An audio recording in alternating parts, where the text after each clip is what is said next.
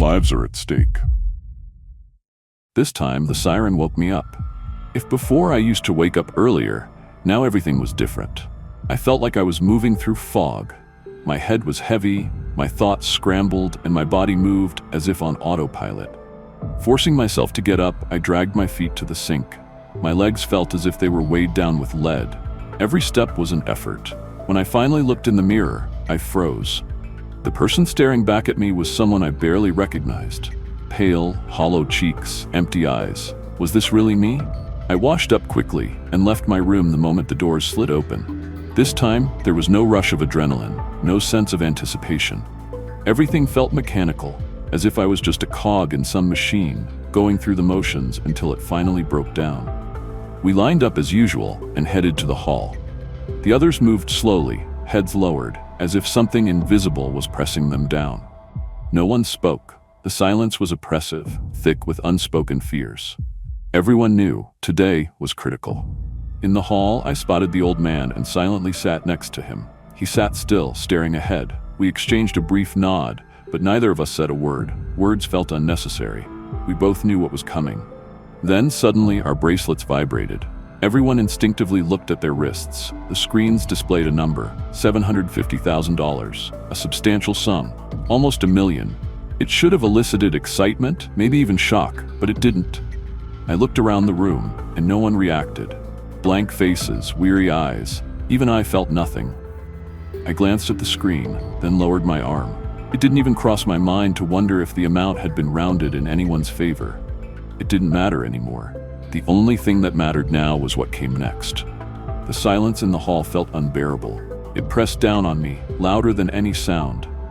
I looked at the other participants. Some had their heads lowered, others were gripping their hands tightly, and a few just stared blankly into space.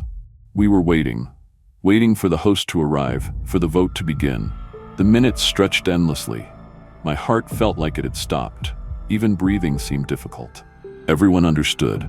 This vote would decide our fate. $750,000, almost $1 million. Money that could change anyone's life. But no matter how much it was, it no longer seemed important. Only one thing mattered. Would the game continue? No one wanted to be the first to speak. No one wanted to reveal their thoughts, their fears. My mind was spinning. What if everyone voted to continue? What if they didn't?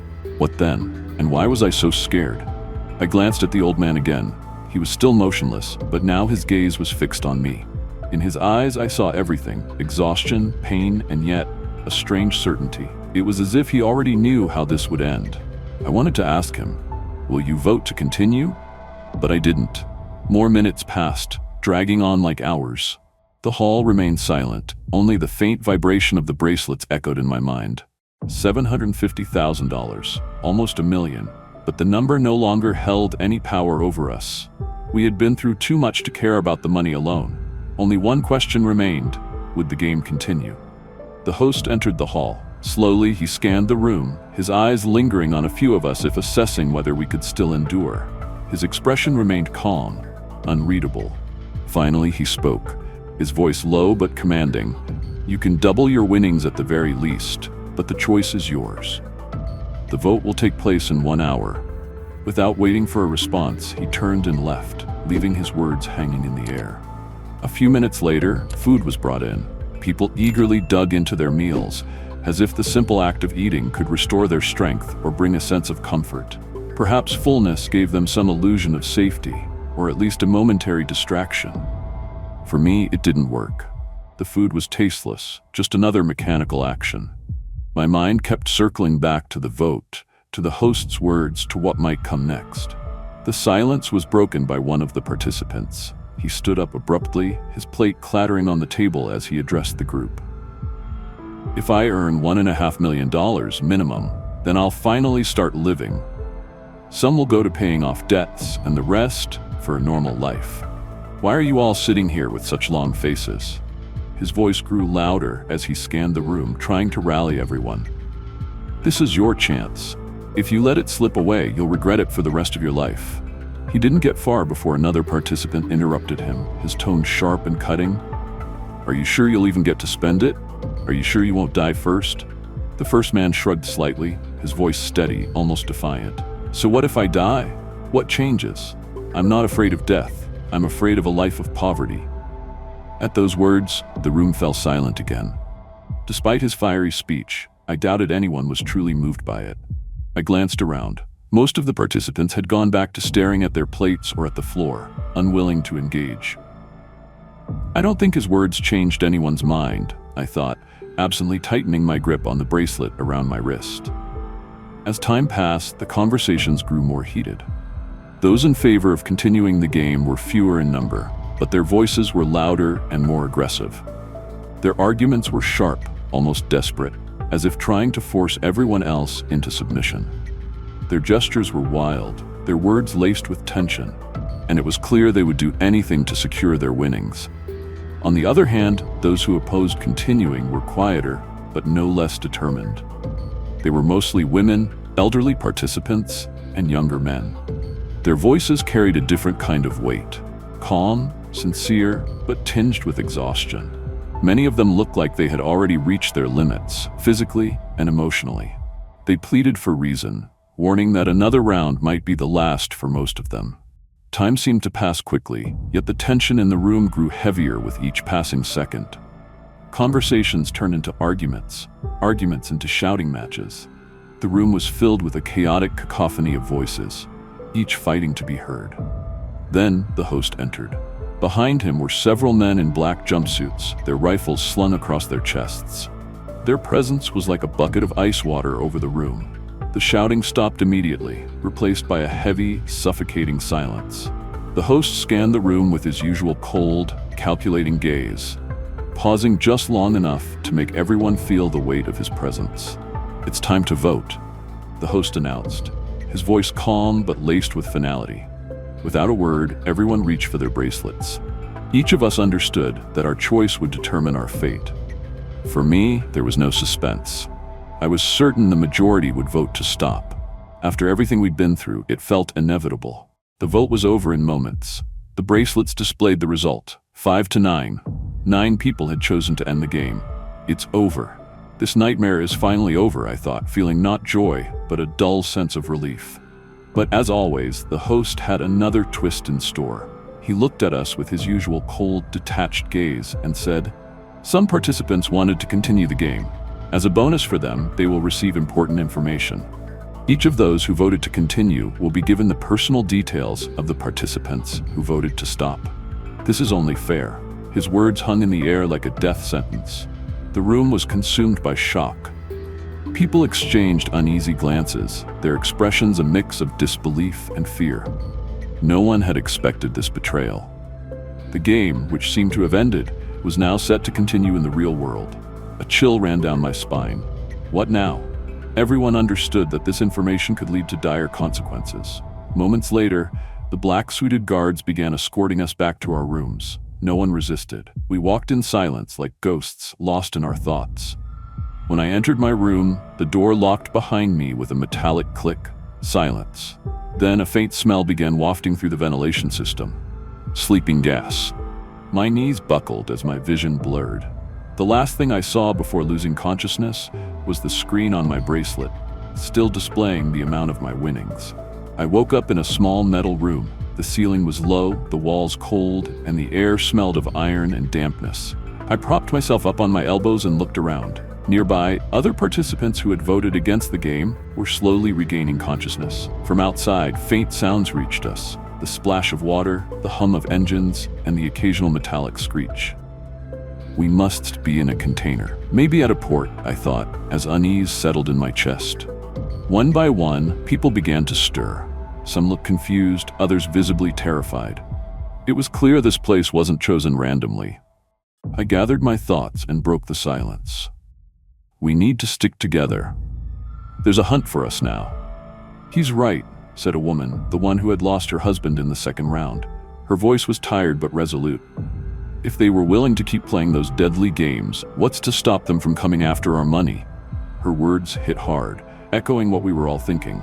Let's do this, I said, scanning the group. We exchange phone numbers, create a group chat. If anyone is in danger, they can message, and everyone will help however they can. Information is key. Should we go to the police? One of the participants suggested. The room fell silent for a moment. I let out a heavy sigh. I don't think that's a good idea. They probably wouldn't believe us, and the organizers clearly have connections in law enforcement. We could end up in even worse trouble. I looked around. No one disagreed. Everyone understood that the game wasn't over. It had just moved into the real world. Everyone collectively agreed, and we began stepping out of the container. Outside, 9 taxis were lined up, each one parked perfectly in front of the container. The cars all looked the same, but each had a number on it, matching the numbers on our jumpsuits. The drivers stood silently next to the vehicles, waiting for us to board. I walked toward the car with my number and opened the trunk. Inside were my belongings, neatly packed, as if someone had carefully gone through and reorganized them. I didn't take everything out, just grabbed my phone. As I got into the car, the driver turned to me and asked, "Where to?" "To the hospital," I replied, giving him the address where my sister was staying. The car pulled away smoothly, and for the first time in a long while, I felt the tension begin to ease. As we drove, I dialed my sister's number. "It's me. I'll be there soon. I'll explain everything later, okay? Just wait for me." Her voice on the other end was calming, but I barely registered her words. My mind was spinning until a soft notification sound pulled me back to reality. It was a message from the bank. "Your account has been credited with $750,000. I closed my eyes for a moment. Relief, faint but real, washed over me. Everything I had fought for in that game was now a reality. But along with the relief came another feeling. This wasn't truly over yet. Upon arriving at the hospital, my first stop was the chief doctor's office. I couldn't waste a second. As soon as I entered, I asked him about my sister's condition. He quickly brought me up to speed, explaining that her condition was stable, but that the surgery had to happen this week. "We don't have much time," he said, looking me straight in the eye. Without hesitation, I took out my phone, asked him to prepare the necessary documents, and paid for the operation on the spot. As I signed the papers, I felt a small weight lift off my shoulders. After handling the payment, I made a request. "I want her moved to a private room. No one gets in. The room must be secured, and I'm willing to pay generously for it." The doctor frowned slightly, his brow furrowing as he considered my request. "We have VIP rooms," he said confidently. "They're under constant surveillance and fully secure. Everything will be under control." His words gave me some peace of mind. I thanked him and headed to my sister's room. Her room was filled with a soft, warm light. She lay on the bed, her face tired but with a faint glimmer of hope in her eyes. I stepped closer and smiled, doing my best to appear calm and confident. "I've taken care of everything," I said. "The treatment is paid for." She looked at me, her eyes wide with surprise. For a moment, she seemed unable to speak. I leaned in and hugged her tightly. "Everything's going to be okay," I whispered. When she finally found her voice, the first thing she asked was, "Where did you get the money?" I froze for a second. I hadn't anticipated this question. Lying wasn't something I was good at, and at that moment, I couldn't think of anything to say. "I'll tell you the truth," I began.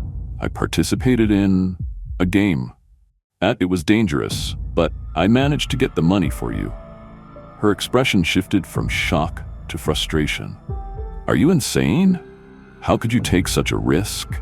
She scolded me, but her voice wavered, and I could hear relief in it. We talked for a while longer, and by the end of our conversation, her stern tone softened. Gratitude replaced her initial anger. "Thank you, brother," she said softly, a smile breaking through her tears. After saying goodbye to my sister, I left her room and headed toward the hospital exit. It felt like the worst was behind me, but a gnawing unease lingered in the back of my mind. As I crossed the lobby, my phone buzzed. It was a message in our group chat. "I think someone's following me," one of the participants wrote. Almost immediately, a reply came from one of the women. "Go to a hotel." I paused for a moment, staring at the screen. Her suggestion made me think.